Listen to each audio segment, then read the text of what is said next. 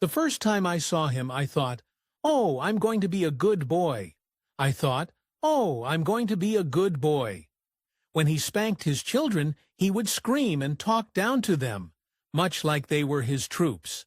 That alone seems like more than any child should have to endure, but an even more gruesome scene from his childhood would change Morrison's life. When he was just 4 years old, he witnessed a chilling sight, an accident where a truck had overturned and dead bodies were littered across the road. He said the image stayed with him forever, and that he felt the spirits of the dead enter into his soul. In 1963, Morrison headed off to UCLA to study film in Los Angeles, but it wasn't exactly out of an intense passion for continued education. He only did so to dodge getting drafted for Vietnam. Even so, he did take along something or someone to help ease his dissatisfaction with higher education. When he had attended Florida State University the year prior, Morrison fell for his classmate, Mary Weirbelow. She headed to Los Angeles too, switching schools to continue to be with him as he studied. Though later reports call her Morrison's first true love, he would soon regret dropping everything for him. Morrison finished his UCLA degree but skipped his graduation. Furthermore, he basically cut off communication with his family once he left school. Instead, he started spending all his time on Venice Beach, and considering what he did while he was there, his parents probably wouldn't have wanted to know anyway. Reportedly, life on the beach consisted of lots of laying around, drinking, and psychedelics. He passed his time writing poetry and music, and that soon put him in the right place at the right time. On Venice Beach, he reconnected with a former UCLA classmate, Ray Manzarek. When Morrison shared his music, Manzarek immediately saw his potential, and the two decided to start a band. They found 2 other members and formed the Doors. That's just about the time Weirbelow decided to jump ship. She broke up with Morrison in 1965. Some reports claim she was more interested in pursuing her own career as a go-go dancer than anything else. But Weirbelow also didn't care for Morrison's music and didn't think he'd be very successful. Not only did she turn out to be very wrong, but Morrison also moved on from her pretty quickly. While he worked on getting things together with the Doors, he continued his fairly offbeat life, which included partying and playing with the new band. After a gig on the Sunset Strip, he bumped into an art student named Pamela Corson. They started a turbulent relationship, just as his life was about to really blow up. The Doors went from another new band performing at nightclubs to a national sensation in 1967 with their hit single, Light My Fire. The song topped the chart for several weeks, and their eponymous debut album rocketed up the album charts as a result, launching Morrison and the band into the spotlight. But the seemingly instant success came with some drawbacks. The Doors released a second album, Strange Days, that same year, which was also a huge success. Now a certified rock star, Morrison doubled down on his bad boy persona. Right before a concert in Connecticut that year, authorities discovered him in a compromising position with a woman in the backstage showers. The officers didn't realize they discovered one of the stars about to go on stage, and demanded Morrison leave the premises. He gave them some lip and received a face full of mace for his troubles, ultimately delaying the concert. When he finally did hit the stage, Morrison decided to relay the entire story to the audience, but allegedly, his version turned out to be a lot more obscene than the actual events. The police didn't like it, and quite literally got on stage to take him away. Once he hit it big, Morrison started shunning his family completely.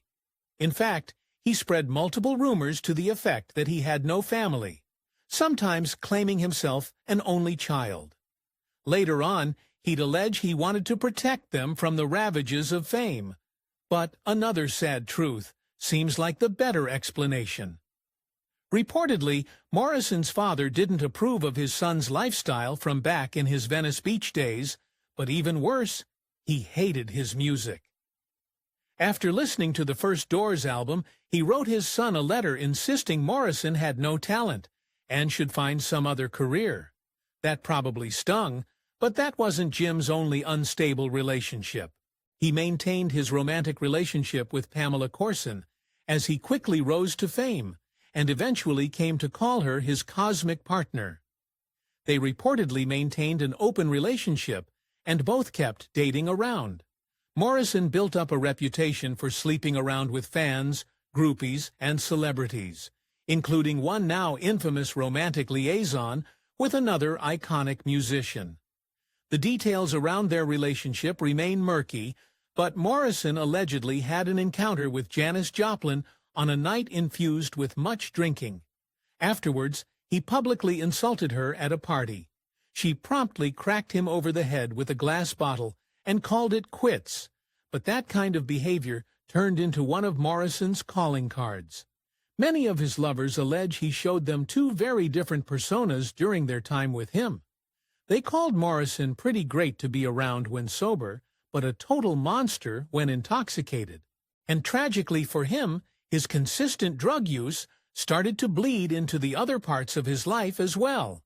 Even as the Doors continued to see success, even moving into international touring, Morrison fell into a downward spiral when it came to his drinking. He started showing up to both recording sessions and live performances under the influence. And things came to a head during a concert in Miami in 1969. As he often did, Morrison reportedly spent most of the day drinking. When the band got to the venue for the night, they found it in questionable condition. The auditorium was hot and without any cooling system and well over its audience limit. In other words, it was a recipe for disaster. Due to his intoxicated state, Morrison reportedly failed to deliver a good performance whilst also insulting and provoking the crowd. This seemed to push the already uncomfortable audience over the edge. Mayhem erupted. While pandemonium continued to ensue in the venue, a fan ran on stage and poured a bottle of champagne all over Morrison. In response, he took his shirt off and allegedly encouraged the crowd to do the same. And with that, reports say audience members started getting undressed too. Some claimed that Morrison actually ended up completely nude. Shortly after the incident, authorities officially charged him for revealing himself in public, among several other charges. Months later, he was sentenced to 6 months in jail and a $500 fine. He remained free on bail while his lawyer appealed the decision, but his life changed forever. This situation seemed to shake Morrison out of his self-destructive ways. In the few years since the Doors' first hit single came out, he'd seemed to lose his edge, gaining weight and neglecting his rock star look. Even more than that, having to sit in court made him realize he really could lose everything. In his own words, Morrison said that before the incident, he harbored a very unrealistic schoolboy attitude about the American judicial system. He seemed to realize that in this case, his money saved him, and he didn't necessarily have as many chances as he thought. And with that in mind, he made a huge decision. In 1971, Morrison took off to Paris with Corson and settled down there. Some reports claim he wanted to escape the possibility that the courts wouldn't overturn his case, but it also seems he possibly wanted some type of fresh start. While living in Paris, Morrison wrote letters to his friends back home about his new life. Reportedly, he started to clean up physically, losing weight and getting rid of his bushy beard. He wrote about taking walks in Paris and checked in on the status of the Doors' latest album. But tragedy hit, suddenly and swiftly, just months after he got there. On July 3, 1971, just about 4 months after relocating to France, Corson allegedly found Morrison's lifeless body in the bathtub at just 27 years old. His death came as a complete shock, and rumors about what actually happened started to circulate. On first hearing the news, many people thought it wasn't true. They theorized that perhaps he faked his death to escape his life, or fame, or maybe even his court case. Even his Doors bandmates had to send their manager to Paris to verify the news before they believed it. But even though his death was confirmed, the exact circumstances remained a mystery. French authorities claimed Morrison succumbed to heart failure, but because the law didn't mandate an autopsy, he was buried without an official investigation into the cause of his death. Some witnesses from a French nightclub seem to have the version of the story closest to the truth. According to the venue's owner, Sam Burnett, he actually found Morrison passed out in the club's bathroom very early that morning. He claimed that Morrison appeared to have overdosed on heroin. This was unusual because despite his issues with substance use, he was known to hate the drug in question, admonishing Corson for using it. Because of this detail, some people have suggested that Morrison actually ended his life on purpose. Allegedly, two men then took Morrison's body back to his apartment and put him in the bathtub, filled with cold water. The story of the two men varies. Some claim they were dealers, while others say they were his friends and plunged him into the bathtub to try and revive him. Regardless, the story ends the same, with Morrison gone far too young. Interestingly enough, Morrison became another celebrity in the notorious 27 Club.